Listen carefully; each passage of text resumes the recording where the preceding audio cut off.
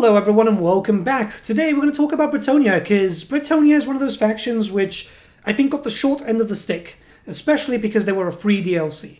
So you've paid nothing for them. They've had 2 content releases and I think 2 reworks. They need a third and final one just to finish them off. They kind of suffered like the dwarves did actually, whereas the dwarves finally got fixed up in Thrones of Decay. Bretonnia needs to be fixed up once and for all. They're not really fun to play. There's a lot of stuff that either just is anti-fun, doesn't work too well, or really has not aged well even after it got reworked. I think most cases, when the rework came in for Bretonnia, things just aged out really poorly. But with recent patches like 6.3, it does look like Creative Assembly is trying to just finalize a bunch of the races, and I feel like Bretonnia needs to be given priority purely because they've suffered so much. So let's talk about that today. But before that, a big thank you to our sponsor, Instant Gaming. Instant Gaming is a platform where you can buy games at discounted rates. Get yourself a discount like 13% off Dying Like the Beast, or even 38% off the deluxe edition for Silent Hill F. I've been playing a lot of Dying Like the Beast right now, and it is really fun. It is so much better than Dying Like 2. Like, I can't even compare them at this point. As soon as I'm done with Dying Like the Beast, I'm going to jump into Silent Hill, because I'm a massive fan of that franchise. Fun fact, for my music GCSE a long time ago, I actually did a recording of the theme of Laura. Not only that, but we do have a monthly giveaway going on. Win the game of your choice. All you have to do is click on the link in the description below and just, sign up. You don't even have to make a purchase. This is a company I've been working with for quite some time now. It's a good working relationship. I myself buy games from them directly because, Warhammer is expensive. I want to find a really good deal to be able to still justify buying some Warhammer. And Instant Gaming has been the platform for me. If you make a purchase with my special link also in the description below, you will also support the channel at no extra cost to you. A big thank you once again to Instant Gaming for the sponsor. Now let's return to our regularly scheduled programming. Okay, so a major problem with Bretonnia is I don't think they're ever going to get DLC. They were a free race. I think that they'd be a bit too apprehensive to release a DLC for free content, especially since they got further lords, a further content drop with Reponse, and that was totally free also. However, we do know that Bohemond the Beast Slayer, his artwork was found in the art book for Warhammer 3. He's a character that a lot of people like, mostly because he looks great.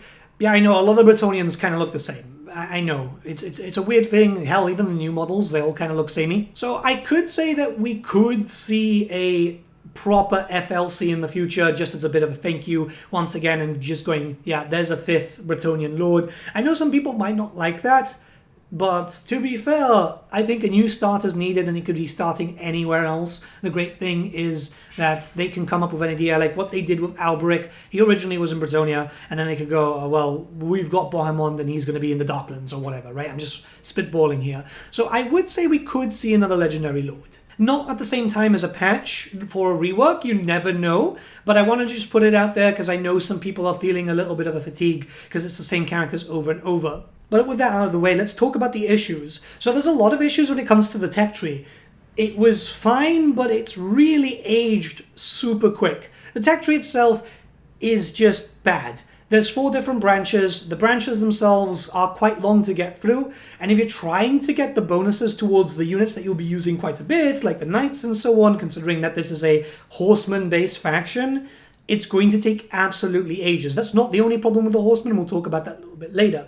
There's also the case of you're building up your tech in focus of trying to confederate, where you can confederate with these factions, but problems do arise there if you have enough chivalry, if you have enough treasury. Those techs provide no other bonuses barring being able to get yourself some confederation with minor and some major factions, right?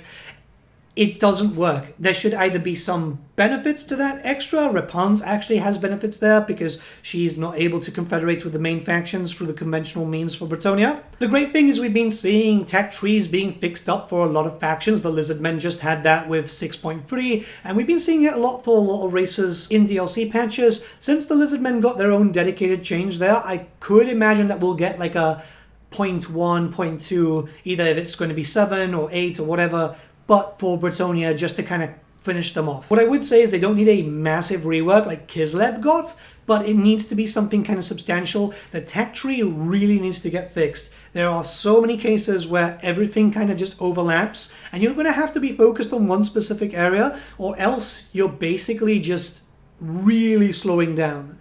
The Confederation is always pushed a lot more, because if those factions get destroyed, you're going to be dealing with a lot more problems, especially when Ikit Claw starts snowballing up Bretonnia, which is relatively common. They need to do 2 complete sections for the tech tree, one for crusading or chivalry, and then one for peasantry, and add in some more techs. I think a big issue here is that there is a lot of missing potential techs, and a lot of the ones that are currently available need to be reworked to actually give some better bonuses in certain parts. The vow system, I think, needs to be either heavily reworked or removed. And if it gets removed, there'll be a new mechanic that we'll talk about a little bit later, which I think needs to be added in straight off the bat. The vow system is essentially Bretonnia's version of crusading and stuff, I guess, for creative assembly, where you'll need to do specific things. The problem is, like, early on, it's like, oh yeah, go and build some buildings, leave your character there, which basically means leave your character wasted until certain amounts of buildings are done so you can progress to the next section. Or go kill a legendary lord of a certain faction, which is so very specific, you're basically ending up having to hunt down other characters. The thing is that you need to use this. You need to use the vows because you get the bonuses there for upkeep reduction, drastic upkeep reduction for the knights. The knights are incredibly expensive, and you want to be able to use knights. This is why a lot of players will mostly just stay with Bretonnian archers. Good as they may be, it kind of defeats the point. You're playing the Horse Lord faction without Horse Lords. This is like if we ended up getting a Lord of the Rings Total War and you would use no horsemen at all for Rohan. It was clear that this had its problems, and what really kind of stood out to me there is they decided to also replicate this problem with the Spellcaster Lords and Heroes. So they have Troughs, which is basically just vows, but it's the same kind of thing. It's very restrictive and it makes you waste a lot of turns to make your way all the way up. Now, yes, once you start getting your chivalry up, you can skip and go straight through the questing vow just to go to the Grail vow and so on, but it takes a long time there, especially since you are punished for sacking settlements. You lose chivalry for that, which will affect your faction-wide bonuses and will affect this in the long run. They either need to rework this to be more focused around just gaining levels to be able to get your vows, so it's kind of like with age you're getting more because it means that you're more experienced, or just get rid of it altogether. The Warriors of Chaos have a very good thing there with the mark system, right? It's just get a certain amount of levels, pay a certain amount of a certain resource, maybe chivalry, and then go into the next section, and the next section, and the next section. I think that would work out quite well here. Construction needs to be reworked a bit, because while the buildings are decent, with the trooper buildings being just like 5 buildings, it makes it a lot easier to deal with your provincial capitals. When it comes to building up your infrastructure, the issue there is, in most cases, your minor settlements will have 2 buildings straight off the bat and that's it, right? Either there needs to be a larger intake of infrastructure buildings that go into tier 4 and tier 5 for the major settlements, or something that could be quite good is reduce the melee infantry troopers down from tier 4 to tier 3. Make it easier to be able to get the squires, which I think is going to help a lot, because I don't think we're going to get foot knights ever. But also make it so, yeah, you've got that there. You can then focus on some other infrastructure going to tier 4, tier 5 in your major settlements. Get a little bit better cash flow. The reason why I'm saying this again, I mentioned this before, you are disincentivized to sack buildings. You will actually lose chivalry and you'll lose out on some bonuses there.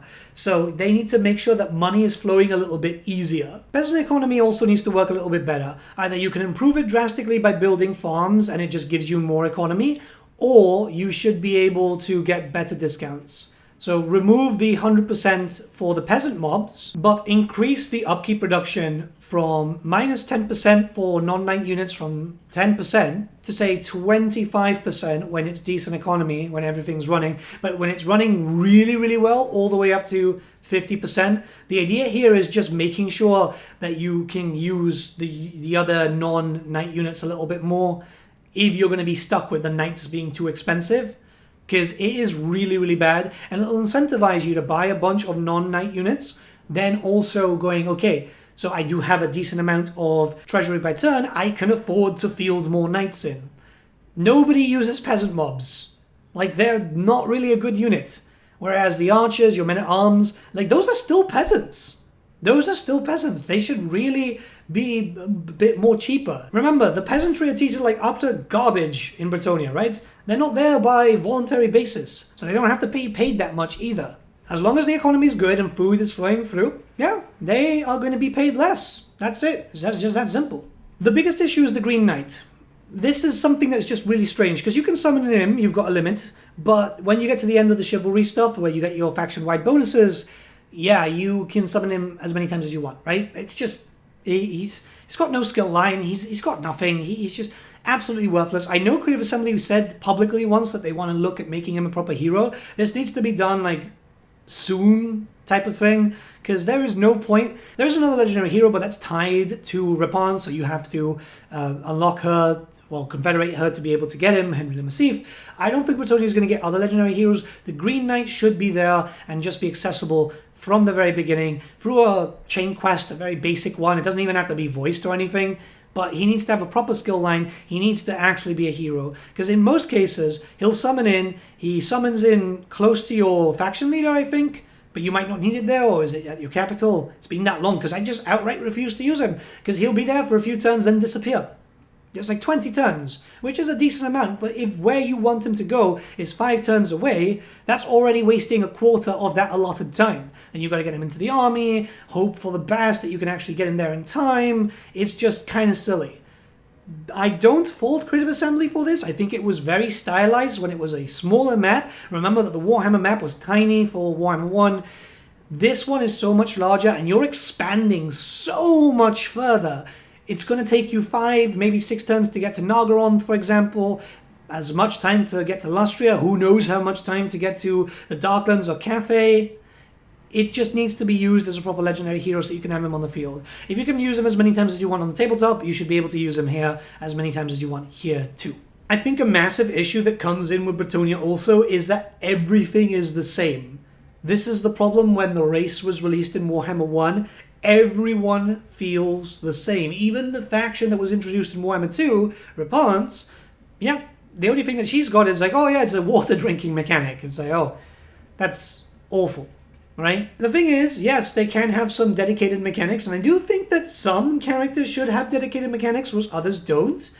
The big thing, and I feel everyone kind of sees this here, we need a proper crusade mechanic for all 4 factions. If the whole race has an access to a crusade, which should be kind of similar to an Orcish war, but also very different, I feel like that could dramatically improve what a campaign for Bretonnia is, because you'd be calling a crusade against the race, not a faction. So let's say, for example, you're fighting against Greyskins. Call a crusade against the Greenskins. This will give you bonuses against them and give you some extra units, kind of like a war. But the idea is the more that you do, you fill up a bar, you get some faction-wide bonuses. Again, very similar to that of a war for the Orcs, but just a bit different to be something themed. It gives you the incentive to go on. It's very, very strange that a faction, a whole race that is known about crusading, has no proper crusading mechanic. And yes, there could be some other improvements. I've said this in the past. Maybe Alberic could have access to a very similar mechanic to the Hans Marshal, because that's something that really does fit in with the theme, getting some support from Bretonnia proper, from the king, or maybe even the Fey Enchantress having access to Catherine's Hogwarts mechanic, well, Kislev's Hogwarts mechanic, just to make their spellcasters a little bit better. Stuff like that could fit quite dramatically well. The King of Bretonnia having some sort of administration mechanic, because that does actually fit quite well. Or Reponse having something other than just, oh yeah, drink water. Which, yeah, it's important to drink your water, by the way, but still, you know, it's just out of the blue. It's useful to remove desert attrition, or at least it would be if the map was larger and the settlements were a bit far. But you can settlement hop, so yeah, it just doesn't feel like... It really doesn't feel like there's a lot going on there. If it's a big choice between proper crusade mechanic for everyone or dedicated mechanics for everyone, so everyone has something bespoke, I would say the crusade mechanic. Not every race, not every faction within every race has to have a dedicated mechanic. It would be nice, because ultimately that is what leads to replayability, but I don't imagine a lot of replayability coming in from Bretonnia where they're limited in roster, they're limited in playstyle, they're limited in a lot of things, right? Roster is a clear issue here. It's pretty obvious that Bretonnia is factually done. Like, there's not really many units that they can add in. They've got their variants. Hell, they've even got stuff that hasn't been available in the tabletop for a long, long time now. Hell, they've got units that don't exist on the tabletop, like Hippogriff Knights. Bretonnia's very much screwed in that basis, and that's why I don't think they'll get a DLC. I think they can get a DLC if they start working on some older lore and so on, but if they need to add in some units, Foot Knights are a thing. The problem is we don't know where this lies on IP. I think a lot of people want Foot Knights, especially since now we've got 2 versions on the tabletop. We've got Sword and Shield, which is the typical one, and we've got Great Weapons. It would be very useful to defend the walls and stuff. And also, like, Harry Molts for archers, because we're stuck with just basic peasant bowmen. They're fairly decent, but I think people want some longer range.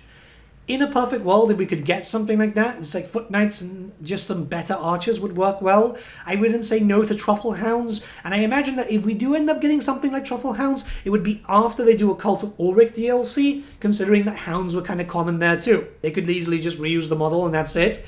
I think that's a great way to go. That's really it. Yes, they could have a DLC, but I don't think Creative Assembly can justify it, and maybe Games Workshop don't really want to go into the Robin Hood aspect of things anymore. And I mean those as like free units, right? Because like they'd be reusing assets, but believe me, nobody knows how limited Bretonnia is, I think as well as me, in terms of like what they can use in sense. Because this is my collection, this is my Bretonnian collection. There's not a lot. There's mostly just like you can see all the peasant archers, you can see a shit ton of men-at-arms or just knights, but it's all the same. I can't imagine how difficult it would have been for Creative Assembly to originally do Bretonnia, considering that the limitations were there. This was why they were a free race more than likely, because it was mostly just horsemen, and it was just reusing the same rigs and animation, barring some changes here and there for like the great weapons and so on. But I really wanted to talk about the Bretts today. I feel like it's kind of important just to like hope that we can get a patch for them soon. I really do feel like a Crusade mechanic changing up the tech tree, it would be a small patch. It would be like a 0.3, 0.2 or whatever. But I feel like that could just say, okay, it's done. In a perfect world, they'd release Boimon Beastler at the same time and just give people an incentive to go back. That way you've got loads of options. And again, if there's a Crusade mechanic, he wouldn't need anything bespoke for him. But let me know what you guys think in the comments below. Let's start a bit of a discussion. The video's going to be late today. I have been back-to-back with meetings about the potential move and just getting stuff sorted. But there should be a lot more videos coming out now, more on a daily basis. I know I said that last week, and I didn't keep to it this week, but yeah, something came up. It was just stupid, and yeah. Yeah, let's hope for the best. See ya, guys. Have a good one.